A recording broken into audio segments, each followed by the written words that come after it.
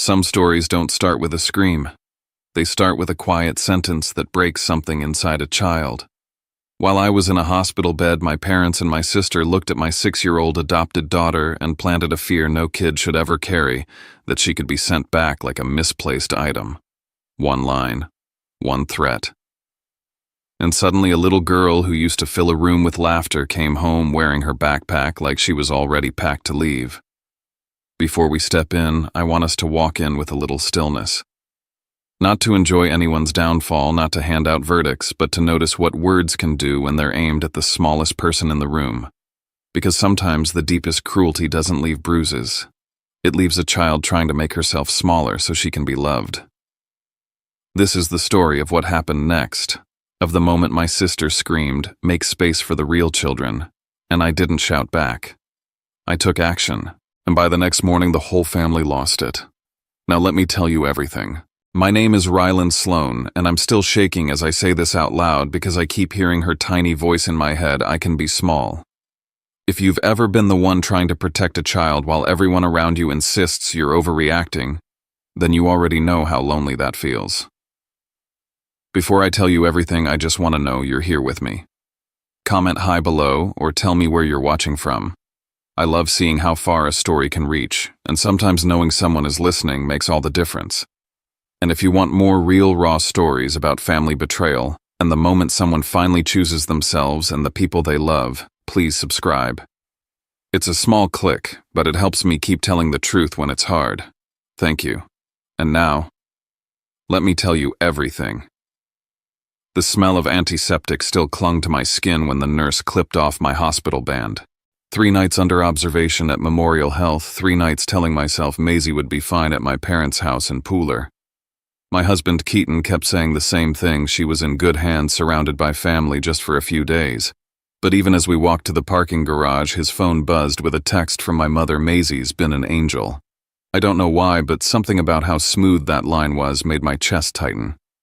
We pulled into the driveway just before dusk. My childhood home looked exactly the same, warm lights glowing in the windows, neatly trimmed hedges, but I felt something shift the moment the front door opened. Maisie was standing in the hallway with her backpack already on. Her stuffed bunny's ears stuck out from the zipper like they were trying to escape. She didn't run into my arms. She didn't smile. She looked at the floor like she was waiting for someone to come collect her. My mother swept in with a smile too wide to be real. "There's our brave girl," she sang, ruffling Maisie's hair. "She's been a little angel, just perfect." I looked down at my daughter.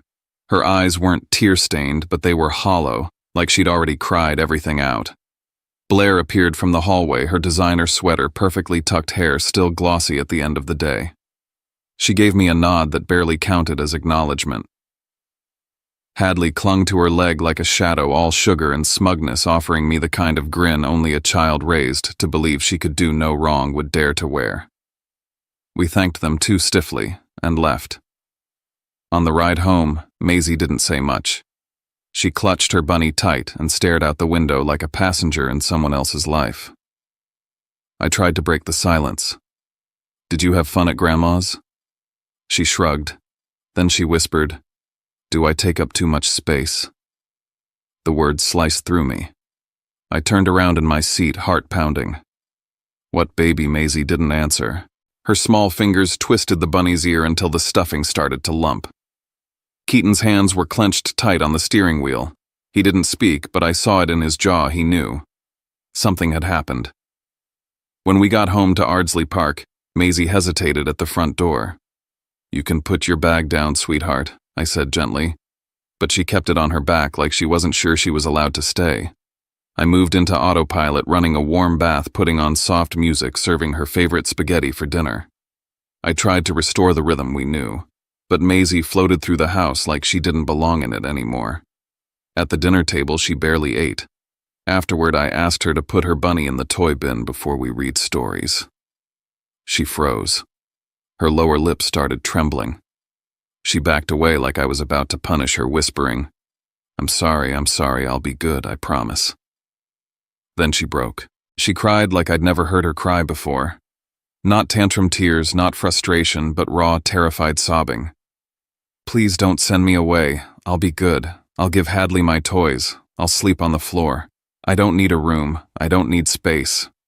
Keaton and I dropped to our knees. Maisie, no baby, no one's sending you anywhere, I said, wrapping her in my arms. But she just kept going. Blair said I have to make space. For the real children. She said I don't belong and I'm gonna go back to the orphanage. My whole body went cold. I pulled back just enough to look at her tear-streaked face.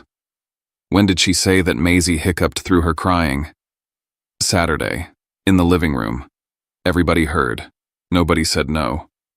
I held her so tight I could feel her heartbeat against mine. That was the moment. Not when Blair said it, not even when Maisie repeated it. The moment was when I realized it wasn't just Blair. It was everyone. They all stood there. They all let it happen. Later that night, after Maisie finally fell asleep, clutching her bunny like a lifeline, I walked into the kitchen on legs that barely held me. My fingers trembled as I opened my phone and tapped into the family group chat, something I hadn't checked during the haze of IVs and blood work. There it was. A forwarded voicemail from Blair. I pressed play. Her voice shrill and furious. She needs to make space for the real children. And in the background, Maisie crying thin and soft and shredded. I didn't reply. I didn't call. I didn't scream. I just locked my phone, set it down, and whispered to no one in particular tomorrow morning. This ends. I barely slept. I sat on the floor outside Maisie's room most of the night, watching the shadow of her bunny ears stretch across the crack of light beneath the door. I didn't cry. I didn't pace. I planned. By morning, I was calm enough to make pancakes and ask simple questions. Who said that to you, baby? Maisie didn't look up from her plate. Blair. Where were you when she said it in the living room? Everyone was there. I was coloring on the floor. And what scared you the most? Maisie's voice was barely a whisper. When she yelled. But mostly, when nobody said she was wrong. I tried not to react. I just nodded and let her eat. It unraveled slowly from there. Keaton and I pieced it together in fragments over the next hour. Blair had made Maisie sit next to Hadley all weekend, constantly comparing them. Hadley's a real niece. She looks like us. Hadley's going to inherit Grandma's piano. My mother had said nothing. My father, when Maisie started crying, had told her, just be a good girl and listen. Don't make a scene. They hadn't just allowed it. They'd built it together. When I asked about where she slept, Maisie said, the playroom. They said the nice rooms for the new baby. The real one. That word again. Real. It wasn't a slip. It was a campaign. I tucked Maisie's dance bag into the car and drove her to the studio. She still clutched her bunny even during warm-ups. When she turned to wave goodbye, her eyes didn't sparkle like usual. They just checked for my presence. After dropping her off, Keaton and I parked at a quiet coffee shop near Forsyth Park. He stirred his drink 3 times before saying, they called me while you were in the hospital, more than once. Asking if you were okay. Asking when you'd be back. Asking questions about the adoption, about paperwork. I looked up sharply. What did you say? That you were recovering and everything was fine? But I knew. The questions weren't concern. They were set up. Back at the house, I opened Maisie's backpack. Something felt off. Inside, tucked beneath her pajamas, was a zippered pouch I'd never seen. I opened it slowly. 3 neatly folded outfits. Not hers. Not packed by us. Folded by adult hands like a goodbye bag. I moved to the filing cabinet in my office. Opened the drawer where we kept legal documents. Our copy of Maisie's adoption decree was out of place, slightly bent, as if someone had pulled it out, maybe even photocopied it. My stomach dropped. They weren't just trying to scare her. They were testing the waters, seeing how far they could go. I didn't panic. I didn't storm over to their house. I called a lawyer. I looked up a therapist who specialized in post-adoption trauma. I drafted a message, 38 words. It would go out in the morning. Not a single syllable was emotional. Not one could be twisted. Later that night, Keaton walked into the room holding his phone. His face was pale. You need to see this. It was a screenshot, a text from Blair to him, dated 2 days ago. If Ryland's not stable, the family can step in. You've always been good with Hadley. And with the new baby coming, we need to think long-term. They were drawing battle lines. They weren't just trying to make Maisie leave. They were laying the groundwork to make me look unfit. To push me out of my own daughter's life. At 11:04 p.m., I parked alone outside the hospital garage. The place where it all started. The place they thought I'd be too weak to fight back from. I looked down at the unsent message glowing on my screen. Keaton's voice came from the passenger seat. "You sure about this?" "I don't need to be sure," I said, my thumb hovering over the button. "I just need to be right." And I hit send. I didn't yell, I acted. And by morning they all lost it. At exactly 7:00 a.m. I hit send. It was one message, 38 words. No emotion, no room for debate. Just a clear, cold line in the sand. Effective immediately, you are not to contact or attempt to visit Maisie Sloan. Do not come to our home. All future interactions will be documented and handled through legal counsel. This is not open for discussion. I sent it to the family group chat and exited it the moment the message delivered. I didn't wait for replies. I didn't need to hear their excuses. Silence was my final word. Downstairs, I made waffles shaped like hearts. Maisie smiled a little when I added whipped cream, but she still kept the bunny in her lap. Keaton quietly checked the door locks, reset the Ring doorbell camera, and updated the list of blocked numbers on both our phones. We moved like a team of surgeons, precise, calm, efficient. We knew what was coming. As I packed Maisie's backpack for dance class, I noticed something. A note had been slipped into one of the side pockets. It was in my mother's handwriting. "You're being dramatic. Don't let your mental state ruin your family. Think of Hadley. Think of the new baby." I didn't react. I added the note to a folder of printed screenshots and voicemails along with Blair's message from 2 nights ago, the one that said, "You'll understand what a real family means when our baby arrives." That word again. Real. Keaton was on the phone with our lawyer by 8:15. "Document everything," she said. "No contact means no contact. If they show up again, record it. Do not engage. And I'll start drafting the cease and desist letters today." After Maisie's drop-off at the studio, I called a post-adoption therapist. We scheduled a consultation for Thursday. They advised us to begin a simple, repetitive healing ritual each night, one that reminded Maisie she was safe, loved, and home. I didn't just want to stop the bleeding. I wanted to treat the wound. By mid-morning, the ripple began. My phone rang with a string of voicemails, my mother's voice thick with mock tears. "You know how much we love her. Please don't destroy our family over a misunderstanding. Your father is heartbroken. This isn't how you were raised." Then my father, curt and commanding, "Come home. Let's talk like adults. You owe us that." And Blair. Blair unleashed paragraphs. "You're unstable. Everyone sees it. I tried to warn Keaton. Now everyone's asking what's wrong with you. If you think you can keep Maisie from her family forever, you're delusional." I didn't respond to any of them. I forwarded every message to our lawyer, every tear-stained voicemail, every line of gaslighting. But the scariest part wasn't what they said. It was what started trickling in from people I hadn't heard from in years. "Hey, Ryland. Random question, did you really get held for mental evaluation at Memorial last week? Blair said they had to keep you for observation. You okay?" That's when I realized they'd already started poisoning the well. I'd spent 3 nights in the hospital for a low-potassium episode after a stomach bug, but now they were spinning it into a breakdown narrative. If this were chess, they'd move their pawns before I even sat down at the board. I called 2 old friends, people who knew me and Maisie well, one of whom lived just down the block. "I need to say something out loud," I told them. "This weekend, my sister told Maisie she'd be sent back to the orphanage to make room for real children."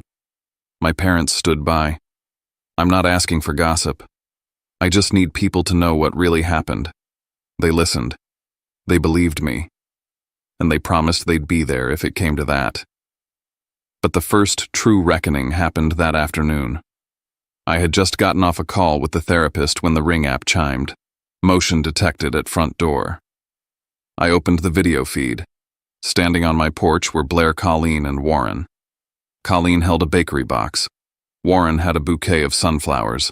Blair, of course, had nothing but that snake oil smile. They knew I wouldn't open the door. That wasn't the point.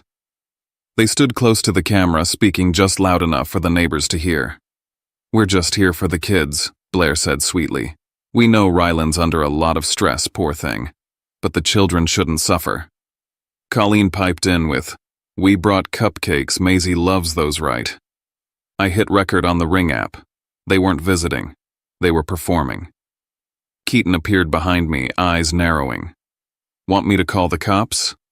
"No," I said. "Let them finish the show." They stayed 4 minutes long enough to be noticed by Mrs. Lehman next door, who peeked through her curtain. Long enough to get caught on 3 security cameras. Long enough to make me feel like I was the villain in my own neighborhood. When they finally left, I turned to Keaton. "They chose a stage," I said quietly. "So I'm giving them an audience." By the next morning, they'd shifted gears. If Chapter 3 was a performance, Chapter 4 was their press tour. At 8:04 a.m., I received a text from my Aunt Cynthia in North Carolina. "Hey, I don't want to get in the middle of anything, but is everything okay with Maisie? Colleen said there were some safety concerns and that family might need to intervene." I nearly dropped my coffee. 10 minutes later, Keaton walked in from the mailbox holding a pastel pink envelope, a card. "Inside, thinking of you. Let's talk soon. Signed, Mom." Also inside, a gift card to Target, and a $4 plastic unicorn bracelet meant for Maisie. No note for her, no apology. Just enough to claim they tried. At 10:00, I met our lawyer at a cafe near Forsyth Park. I handed her a folder packed with evidence, voicemails, screenshots, the photo of the packed bag, the video of them on the porch, the adoption decree.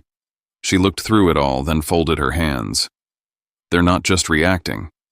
They're premeditating," she said.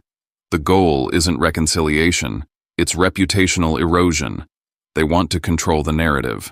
We laid out the plan, cease and desist letters, a timeline of harassment, a record of Maisie's school pickup and dance class routine, and next steps if CPS or any agency made contact. On the way home, I got a call from Maisie's dance studio. "Hi, Mr. Sloan. Quick heads up, someone called earlier asking if they could pick Maisie up from class this week. Said they were her aunt.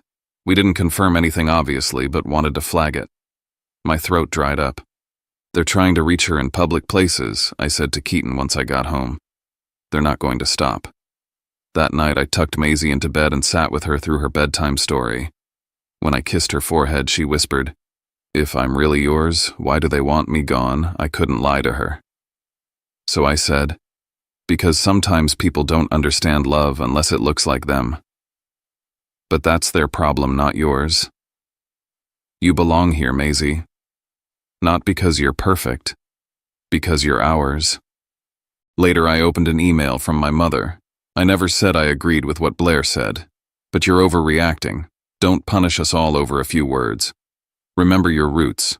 Attached were photos of baby clothes, one labeled "For Our Real Grandbaby," the other an obviously re-gifted stuffed animal for Maisie. I didn't respond. Instead, I drafted a message to a few relatives, the ones with decency. "I want to clarify what's going on before Blair spins the story. My sister told my daughter, my 6-year-old, that she would be sent back to the orphanage because she's not a real child. My parents stood by. I am protecting my daughter. That's all this is." By midnight, I'd learned Blair was already telling a different version of events, that I had threatened to return Maisie because we were expecting a biological child. A complete inversion of the truth. And then came the final hit. At 12:43 a.m., my phone rang. A robotic voice. "This is a courtesy notification. We've received a concern report regarding a child residing at this address. If you are the guardian, please prepare documentation for a follow-up within 48 hours. I stood in the kitchen, my phone buzzing in my hand, watching Maisie sleep peacefully on the couch, bunny pressed to her chest. Keaton stared at me. "They really filed something." "They didn't just attack me," I said. "They went after my child." I wrote down the date, time, and caller ID. Then I looked up. "They're not coming back from this." But we are. The morning began with a breath held tight in my chest. I moved through the house like someone preparing for a hurricane, not because the storm had hit, but because I knew it was coming. I sat at the kitchen table with my laptop in a folder thicker than any file I'd kept in years. I wasn't just a father anymore. I was now an evidence curator, a crisis manager, a one-man defense team preparing for a courtroom that might arrive unannounced on my doorstep. First, I built the timeline every hour Maisie had spent in Pooler. I noted what she ate when she napped, the exact time she clung to Keaton and whispered, "Don't make me go back." I highlighted the precise moment she started using the word space, something she hadn't done before the visit.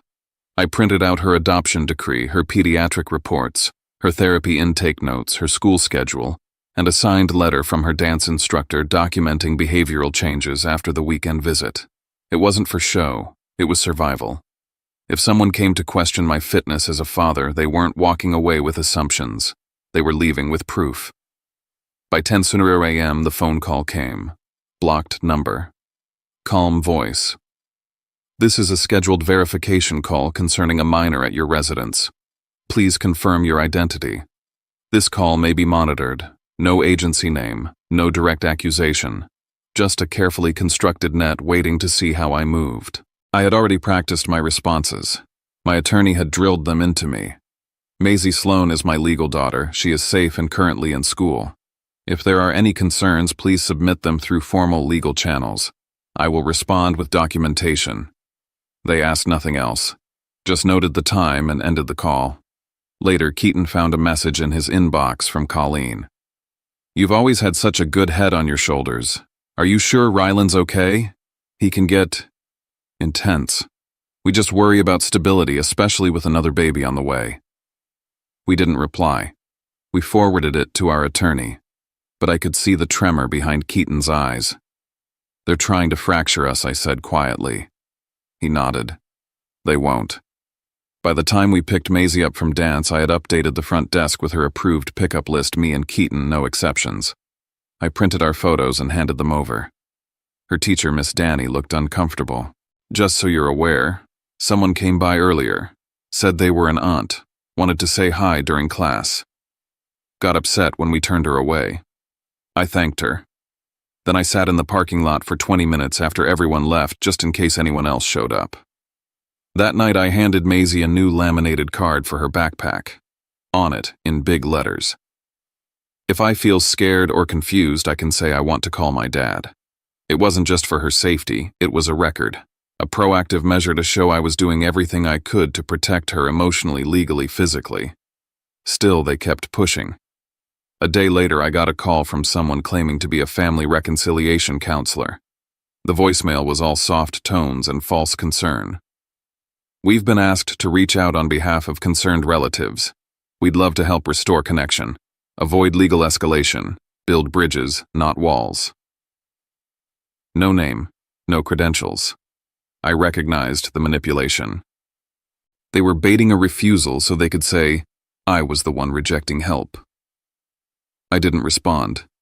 I saved the voicemail. I needed air.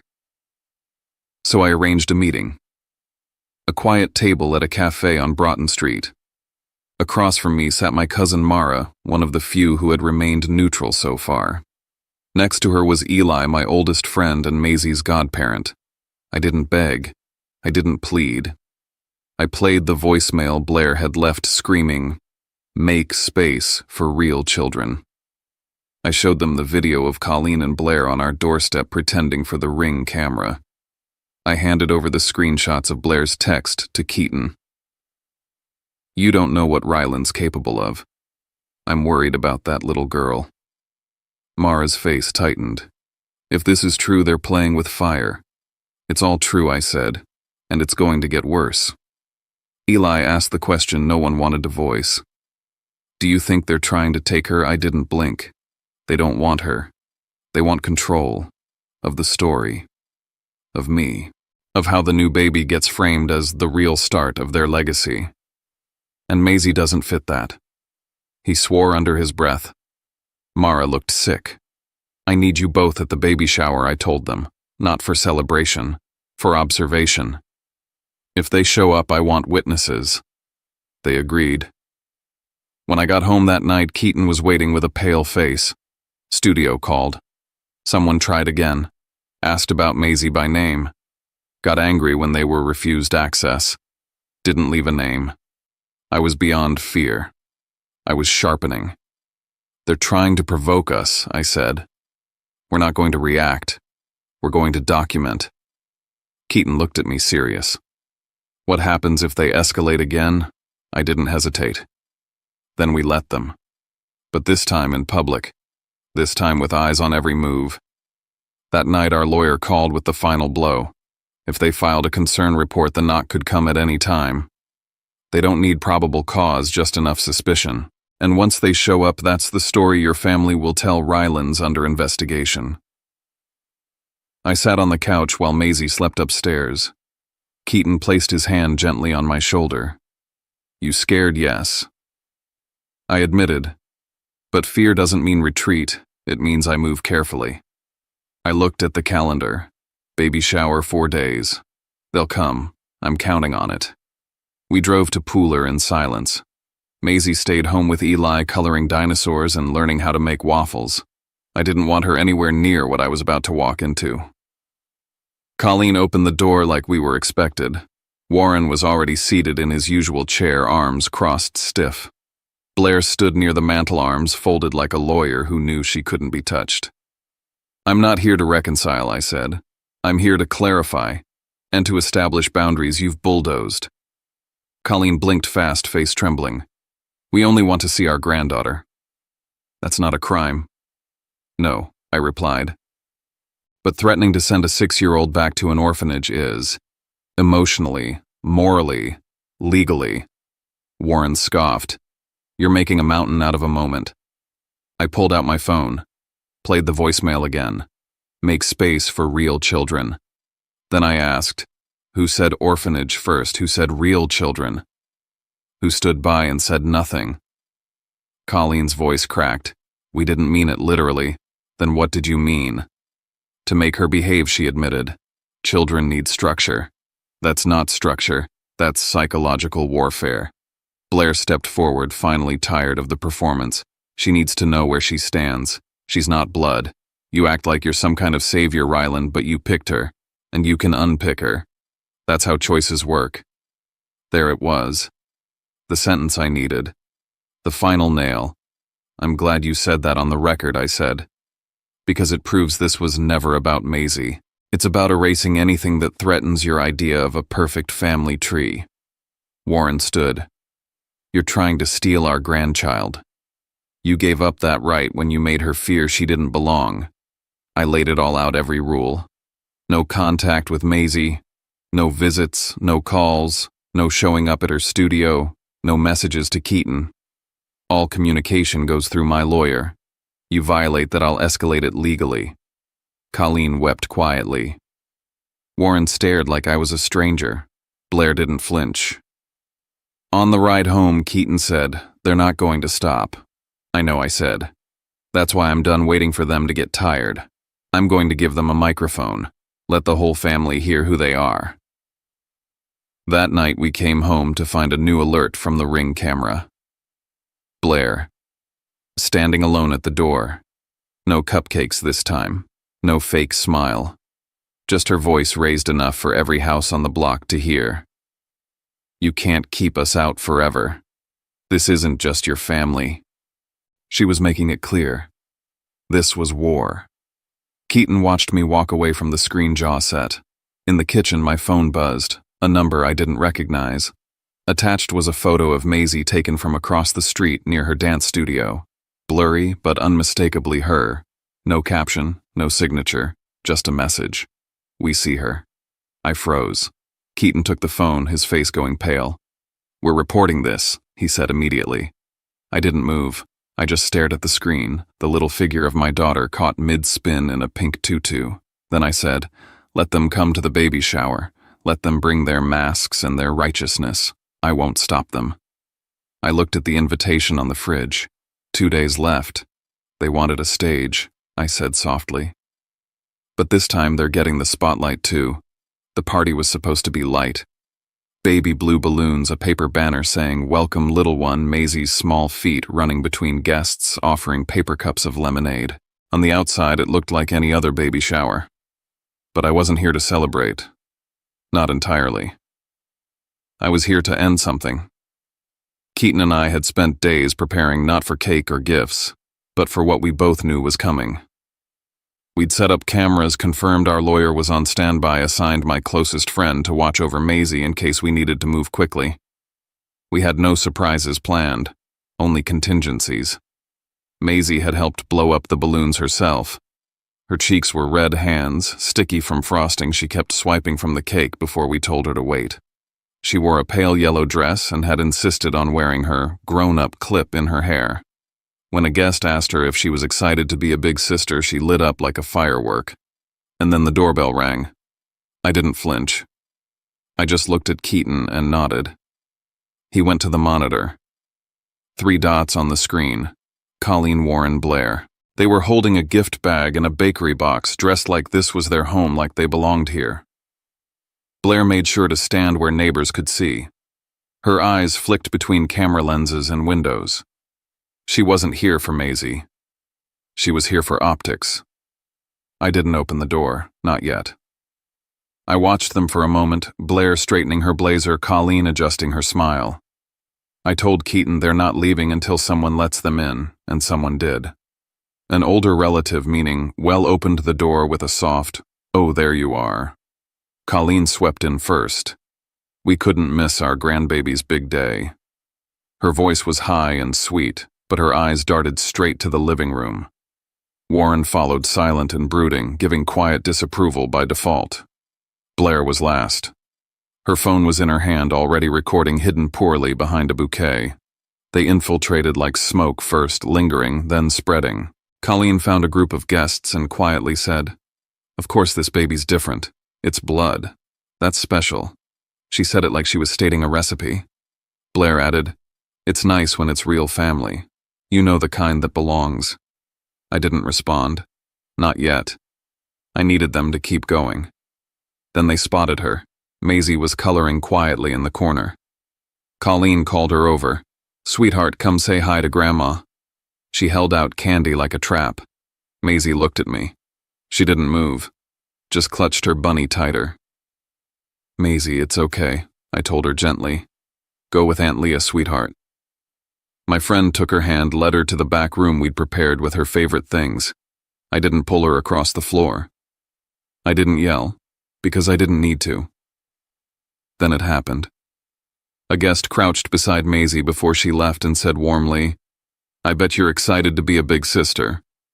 And Blair, standing a few feet away, tossed the grenade. "She's not really a sister. Let's be honest. She's not a real sister." The room froze. You could feel it, the air left, the temperature dropped. Every smiling face dropped their mask.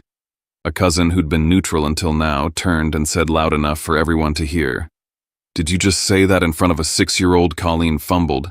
She didn't mean it, but it was done. I stepped forward. "You just proved everything I've said is true." My voice wasn't raised, it was flat, controlled, final. "This is my home. You are no longer welcome. Leave. Now." Blair's voice pitched up. "You're manipulating everyone with your pregnancy. You're painting us as monsters." Another guest cut in. "No one has to paint anything." "We heard what you said." Colleen began to cry. Warren tried to speak, but the crowd had already shifted. The sympathy was gone. The performance was over. Keaton stood beside me like a wall. "You heard him. Leave." I gave them one more line. "Any further contact will go through our attorney." They didn't walk out with pride. They slinked. The camera at the door caught every frame. 10 minutes later, my phone buzzed. A number I didn't know. A message, "You just destroyed your family." I forwarded it to our lawyer without blinking. But the real moment, the one that cracked something deep, was when Maisie returned from the back room, looked at me and whispered, "Do I still have to make space?" I knelt down. "No, baby. You don't make space for anyone. You are the space. This is your home." I didn't wait. By 8 a.m. the next morning, I had already sent the entire compilation to our attorney. The voicemail from Blair screaming about real children, the party footage, the guest testimonies, the threatening text. It was all laid out, logged, time-stamped. Our lawyer moved fast. A formal cease and desist went out before noon.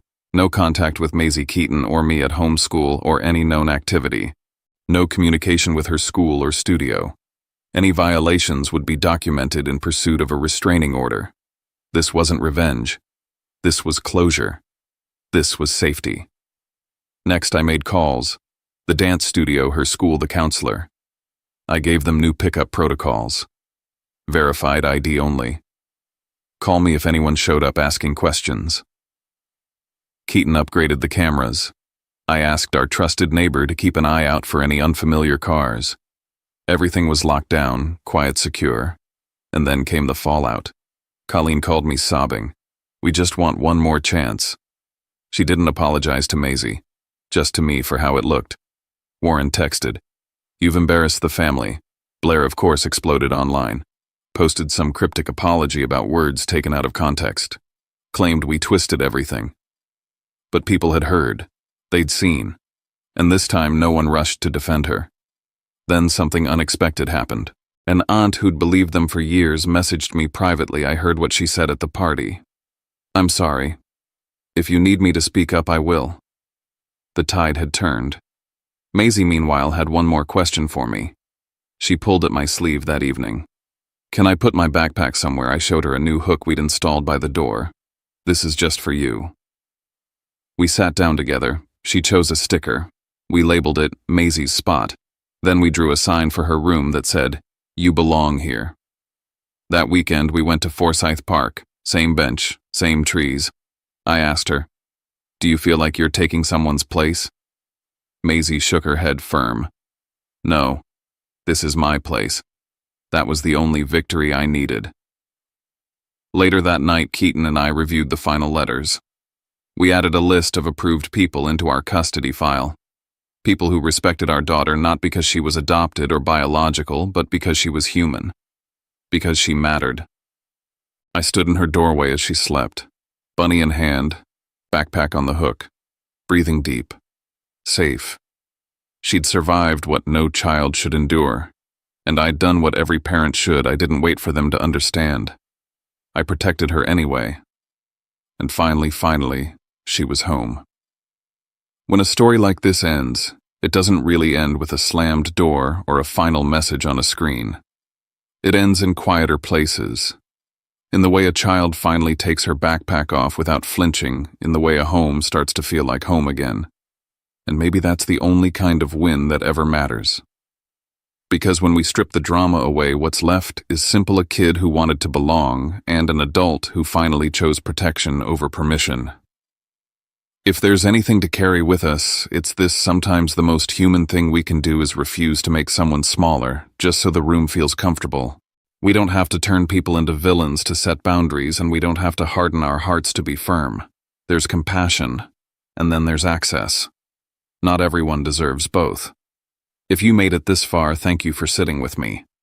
And if you'd like to be part of a space where stories like this get heard, where people show up, listen and share without judgment, subscribe and stay close. If you want, leave a few lines in the comments, just hi or where you're listening from, or a moment in your life when you had to protect what mattered. I read more than you think. Take care of yourself. And I'll see you in